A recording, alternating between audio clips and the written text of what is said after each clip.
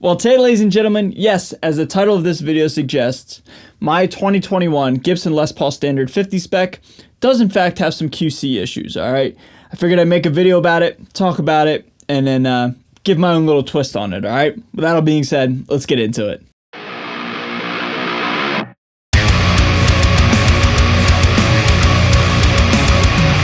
So what is going on, everybody? Thank you so much for joining me for today's video. My name is Ray. I'm a guitar player here on YouTube.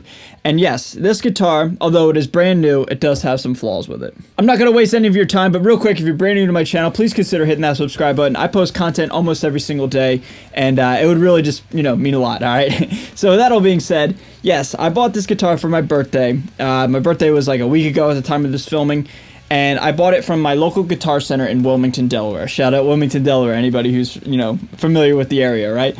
But anyway, I picked it up and I fell in love with it. I honestly did. And upon having it for the past week or so, I've absolutely loved it, man. I really have.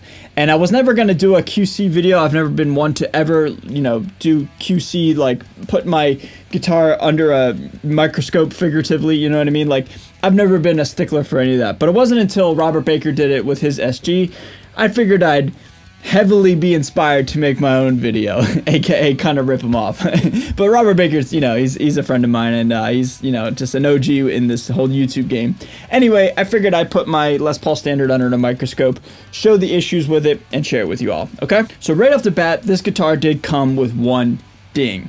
Now it is right by the stop tailpiece, and take that with a grain of salt because this I picked up in person hanging from the wall rack at Guitar Center. This was not out of the box. So, this could very well not have come from the factory like this. This could have been, dinged up real quick when it was hung up on the wall from an employee or whatever, just, even a customer. Who knows, you know what I mean? And, take that with a grain of salt. But when I first got it, and it was quote-unquote brand new out of the store, it did in fact have this ding here. So that is just one, issue, I guess. The first one that stuck out to me. I actually saw it in the store when I picked it up and started playing. Now the next QC issue lies at the heel of where the neck and the body meet. Now, I'm very naive with like terminology and stuff like this, so I don't know what this is or, what type of finish this is or what type of residue this is. I don't know. I barely know how to play guitar, you know what I mean? But on the single cut side where like the cutaway is, it appears to be like a lack of paint here or something to the effect of like maybe it's just like some glue residue peeking out here on the single cut side on the high end stuff, but also on the exact same spot on the opposite side there appears to be the same exact residue on the lower end of the string. And to me, just being extremely naive and barely knowing what I'm talking about, to me it just looks like glue that's kind of like sticking out. Remember when we were kids, like when we had like an art project and you put too much Elmer's glue, and when you pieced the two things together, whatever you were trying to glue together, like it would seep out of the corners and you're like, now like you're gonna get a B instead of an A. That's kind of what this looks like to me, and I could be way off on that, but that is certainly just a little thing that kind of stuck out to me after, again, putting this thing under the microscope. And now the last QC issue is the biggest, and it has to deal with the fretboard. Now there's several spots that I photographed and I did my very best to showcase these, or maybe not showcase, that's a bad word, but highlight, I guess, is a good word. The first one that I noticed is on the first fret. There's like this diagonal gouge right by the nut, and honestly it's pretty deep, and you can see it in different lightings, and it's definitely recognizable and distinguishable, and it doesn't take very long to notice it. It's kind of an eyesore, you know what I mean? And that same kind of idea happens again at, I believe, like the 6th fret near the binding, and then again at the 12th fret or 13th fret, depending on, I guess it's the 12th fret. I don't know. I think it's the 12th fret. But yeah, it's just like it has these like certain tool marks and gouge marks, and it's certainly something that I know a lot of people online really are sticklers for and really kind of don't like, you know what I mean? So that is the one, for me, that is the biggest QC issue, is the fretboard itself. It appears to have some significant tool markings. And the last one here is just, it came with all these fingerprints. No, I'm just kidding. Those are mine. But overall, those are all the QC issues that I personally found. Now, again, I'm no luthier. I'm barely a guitar player, you know what I mean? I barely know anything. But in all seriousness, apart from that, this guitar is rock solid in my opinion. I don't want to say perfect because I just spent the last 5 minutes saying negative things about it, but that is a nice little segue into how I want to wrap up this video, okay? Now, as I said in the beginning of this video, I've never been one to like look at my guitar with a a monocle or a magnifying glass or anything like that. I'm solely doing this video because I know a lot of people out there in the world like to hear about this topic.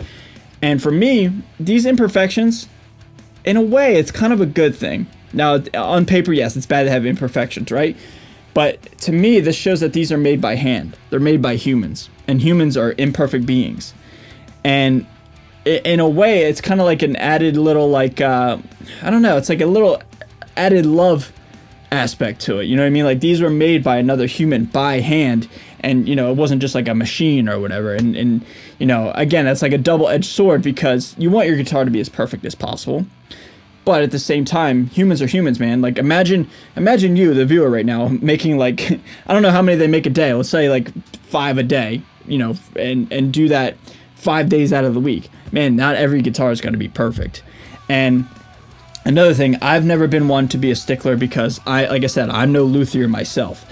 I think it's rather unfair, I'll say, when people come on get in front of a camera, come online and start just bashing about like how poorly made something is when it's like cosmetic flaws.